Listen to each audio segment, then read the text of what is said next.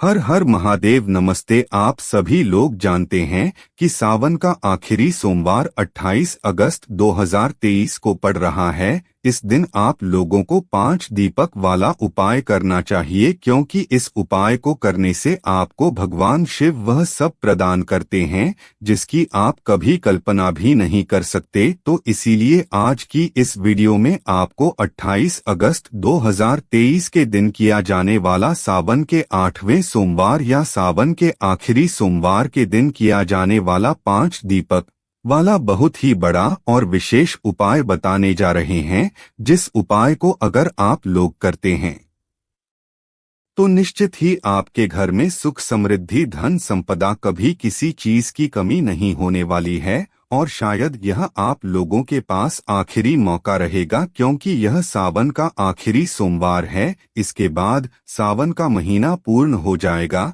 तो आइए समझते हैं कि आपको इस सावन के महीने में कैसे ये 5 दीपक वाला उपाय करना है, और इस उपाय को करने से आपको कैसे धन समृद्धि की प्राप्ति होगी, कैसे आपके घर में सुख समृद्धि आएगी। तो इस उपाय को करने के लिए सबसे पहले आप इसका समय जान लीजिए, क्योंकि उपाय को करने का जो समय होता है वह बहुत ही महत्वपूर्ण होता है। और इस उपाय को करने का जो समय है वो है शाम का समय, जिसे हम प्रदोष काल भी कहते हैं। और प्रदोष काल देखा जाए तो वह शाम के 6 बजे के बाद से शुरू हो जाता है, जो कि शाम के 7 बजे तक ही चलता है। अगर थोड़ा देर भी हो जाते हैं तो आप 7 बजे के बाद 8 बजे से पहले भी इस उपाय को कर सकते हैं। निश्चित ही आपको इस उपाय को करने के बाद बहुत बड़ा फल मिलेगा। तो आइए शुरू करते हैं, जानते हैं उपाय आपको कैसे करना है। तो शाम के समय ही आपको 5 दीपक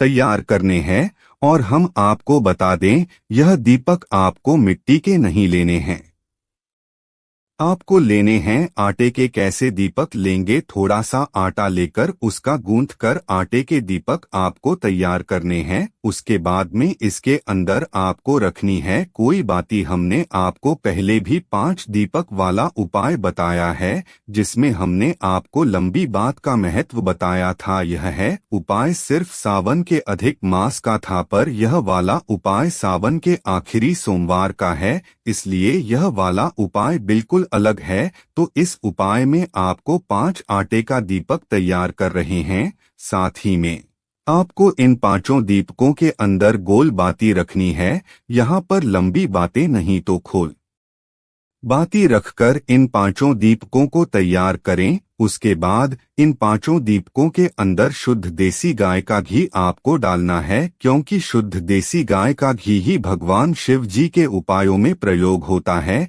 इसके बाद में आपको क्या करना है कि इन 5 दीपकों को तैयार करके किसी भी एक प्लेट या थाली में आप लोग रख लीजिए, क्योंकि आप इन 5 दीपकों को अपने हाथ में एक साथ नहीं रख सकते। तो एक थाली या प्लेट में इन 5 दीपकों को जमा लीजिए। जमा करने के बाद अपने साथ में एक माचिस जरूर रख लीजिए, क्योंकि आप इन दीपकों को अपनी माचिस जरिए ही चलाएंगे। तो इन दीपकों को अपने साथ में रखकर, साथ में एक माचिस रखकर शाम के समय प्रदोष काल में अपने घर से आप निकल जाएं। और इन 5 दीपकों को हम आपको बता दें कि 5 स्थानों पर लगाना है। वह 5 स्थान बहुत ही विशेष स्थान है। उन 5 स्थानों पर आपको सही तरीके से दीपक लगाना है। तो जैसे ही आप अपने घर से निकलते हैं, सबसे पहले आपको पहुंचना है भगवान शिव जी के मंदिर में। आपके घर के आसपास जो भी शिव मंदिर है,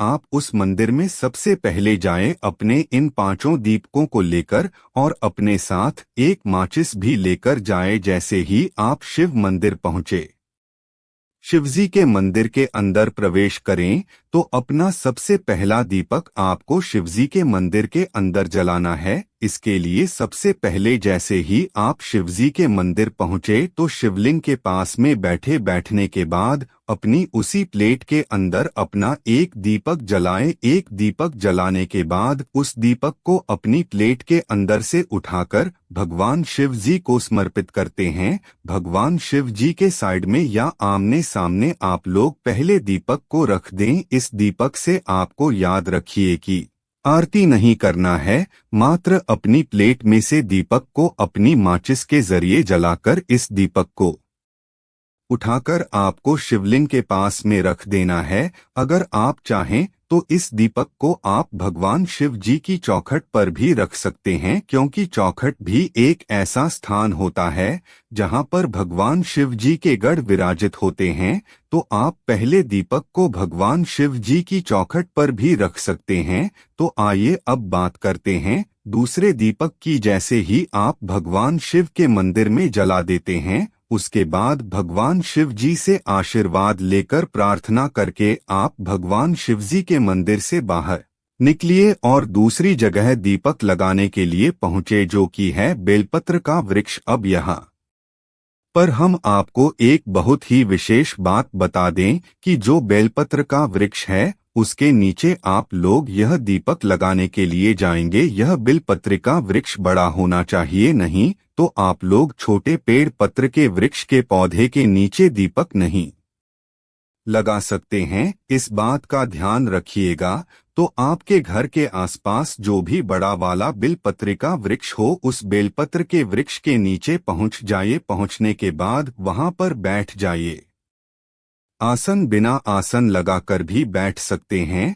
तो आपको क्या करना है, अपना दूसरा दीपक अपने ही प्लेट के अंदर अपनी माचिस से जला लेना है। जलाने के बाद उस दीपक को उठाकर बेलपत्र के वृक्ष के नीचे रख देना है। उसे आरती नहीं करना है, इस बात का ध्यान रखिएगा। दूसरा दीपक बेलपत्र के वृक्ष के नीचे रखकर भगवान शिव और माता पार्वती का नाम जाप करके आपको वहां से उठ जाना है और सीधा जाना है तीसरे स्थान पर, जो कि रहेगा आपका पीपल का वृक्ष। आपके घर के आसपास जो भी पीपल का वृक्ष हो, तीसरा स्थान वहां पर है दीपक जलाने का। तो किसी भी बड़े वाले पीपल के वृक्ष के नीचे आप लोग पहुंच जाए। पहुंचने के बाद आप लोग अपना तीसरा दीपक वहां पर जाकर बैठकर आराम से जलाए। अपनी थाली के अंदर तीसरा दीपक अपनी माचिस से जिससे जलाइए और उस दीपक को उठाकर पीपल के वृक्ष के नीचे स्थापित कर दीजिए, मतलब वहां पर रख दीजिए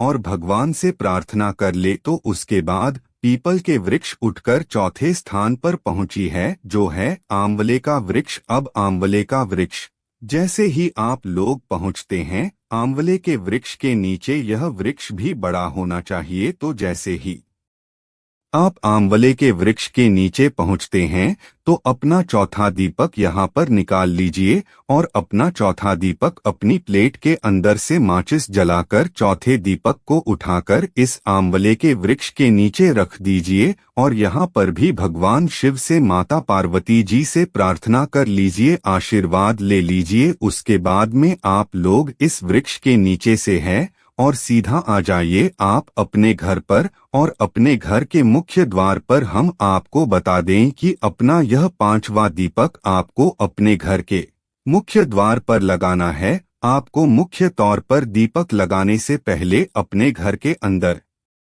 प्रवेश नहीं करना है। तो आंवले के वृक्ष के नीचे आपको चाहता दीपक लगाना है। उसके बाद आखिरी बार है जो दीपक होगा उसको लेकर सीधा आपको अपने घर पर आ जाना है और अपने घर के मुख्य द्वार पर आकर रुक जाना है। अब आपके मन में यह प्रश्न जरूर आएगा कि हम अपने घर की किस साइड की चौखट पर अपना यह पांचवा दीपक लगाएं। तो हम आपको बता दें कि यह दीपक आपको अपने घर के सीधे हाथ की तरफ लगाना है। जैसे कि आप बाहर की तरफ से अपने घर की चौखट पर खड़े हुए हैं, उस समय जो आपका सीधा हाथ जिधर रहेगा और सीधे हाथ की चौखट पर लगा देना है। और हम आपको बता दें कि यह दीपक आपको अपने प्लेट के अंदर ही माचिस से जला लेना है और उठाकर अपने घर के मेन गेट पर मुख्य द्वार पर चौखट पर सीधे हाथ की तरफ रख देना है। जब आप यदि पर रख रहे हो तो अपने मन में आपकी जो भी मनोकामना हो और भगवान शिव जरूर दीजिएगा, क्योंकि इसी पांचवें दीपक कुछ लगाने के बाद रखने के बाद अपने घर के मुख्य द्वार पर आपको अपनी मनोकामना भी बोलना है, क्योंकि यही वह विशेष दीपक है जिस दीपक से भगवान शिवजी तक आपकी मनोकामना पहुंचेगी और जैसे आप अपना 5वां दीपक रख देते हैं, आप अपने घर के अंदर भगवान शिव, माता पार्वती जी का नाम लेकर प्रवेश कर सकते हैं। यहाँ पर हम आपको बताएं, कई सारे लोग यह प्रश्न जरूर करेंगे कि हमारे पास घर के आसपास कोई बिल पत्रिका वृक्ष नहीं है, या कोई पीपल का वृक्ष नहीं है, या कोई बिल आंवले का वृक्ष नहीं है। तो हम आपको यहाँ पर बता दें कि आपके घर के आसपास यह वृक्ष होना जरूरी है।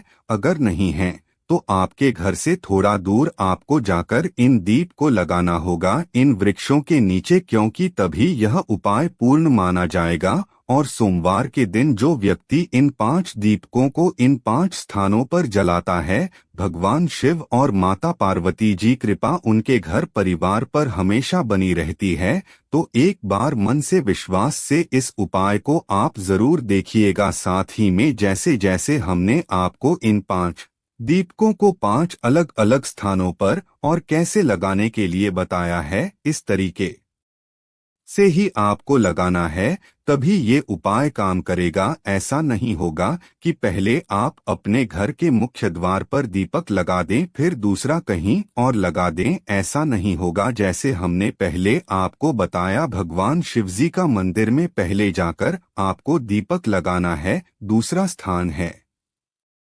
आपका बिल का वृक्ष, तीसरा स्थान है आपका पीपल का वृक्ष, चौथा स्थान है आपका आंवले का वृक्ष और 5वें और अंतिम स्थान है आपके घर का मुख्य द्वार। इन्हीं स्थानों पर इसी जमा कर ही आप कोई यह दीपक लगाना है और एक दीपक ही आपको रखना है। तो 5 दीपक वाला यह उपाय आप जरूर के देखिए। इस उपाय को करने में अगर आपको कोई भी समस्या आती है तो आप हमसे कमेंट करके पूछ सकते हैं। ओम नमः शिवाय। चाहे भोले बाबा।